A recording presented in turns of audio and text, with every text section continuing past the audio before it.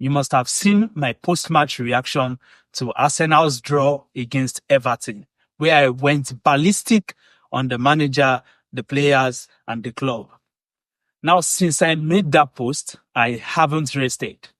Some of you tried to console me, many bashed me with resentment, and even more indulged and insinuated that I made more posts like that. Surprisingly, some showed genuine concern for my well-being. Let's talk about it. Now, before anything, I have to tender my unreserved and sincerest apologies to my Gambian audience. I made a reference in my last video that was received as degrading towards Gambians. I only did that out of reference to a wider context.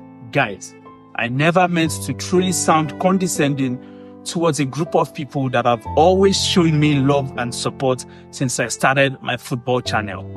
I respect you as always, and I hope that we continue to build on the values that we have created together. Now, let's get into it.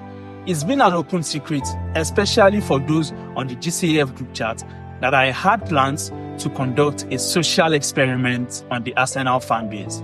For those unfamiliar, a social experiment is a research method used to observe and analyze how people behave in certain environments or respond to specific types of energy. This time, the Arsenal fan base was my focus. It was heartbreaking but not surprising to see the results. After I posted that video, my engagement rates went to the skies.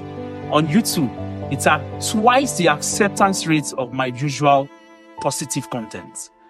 On TikTok, the video tripled my average engagement rate.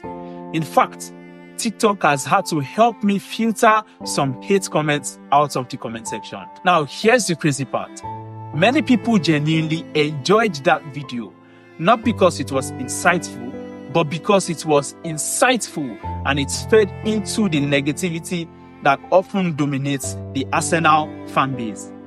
It was almost as if my false anger and frustration gave others permission to vent their own. Now, that's a problem. As Arsenal fans and supporters, we are so quick to criticize destructively, so eager to tear down everything we claim to love when things don't go perfectly.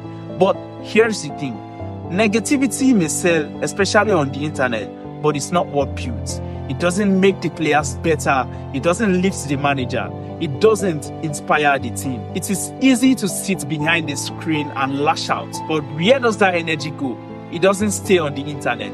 It seeps and crawls into the club, the players, and the community we claim to support. Every harsh word adds to the pressure. Every insult takes away that confidence that the player is trying to have. And every ounce of toxicity makes this beautiful game a little less beautiful. I remember watching a video of Timo Werner at a restaurant, and a fan walked up to him for a picture, and he obliged. Now, the fan instead makes a video and tells him to his face, "How come you miss open goals twice?" Werner immediately feels bad, and the fan walks away, laughing and saying it was just a joke. Let me explain what you have just done. If Timo Werner was trying to build any confidence inside of him, you have just completely crushed him. If you were really a fan or supporter, you could have said to him, "Look, I know you're struggling in front of goals, but I want you to keep trying, and I want you to know that you have our support out here." It doesn't cost you anything. Now, I'll admit, making that video taught me something important. It showed me just how powerful words can be, how easily emotions can be manipulated, and how quickly negativity can spread. But it also reminded me of why I started this channel in the first place. You see, I didn't create this platform to divide or tear people down.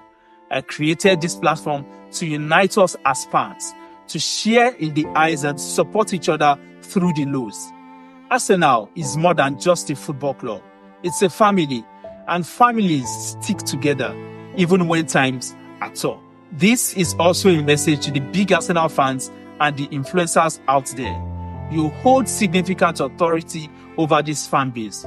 Your voice matters. It shapes opinions, sets the tone, and influences countless of others, and then tells them who to look up to. Criticism is okay.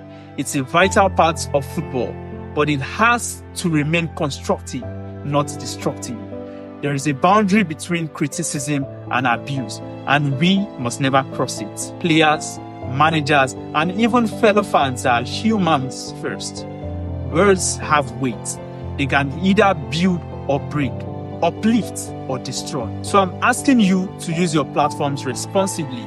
Let's hold players accountable when they underperform, but let's support them as they strive to do better. Let's challenge the manager's decisions when necessary, but let's also respect his vision and leadership. To Martinelli, Arteta, Odegaard, Havertz, and every single player on the Arsenal team, I'm sorry for my harsh words.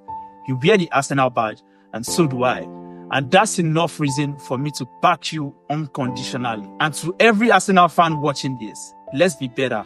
Let's be the kind of supporters that lift our team, not tear them down. Together, we are stronger. Victory grows through harmony.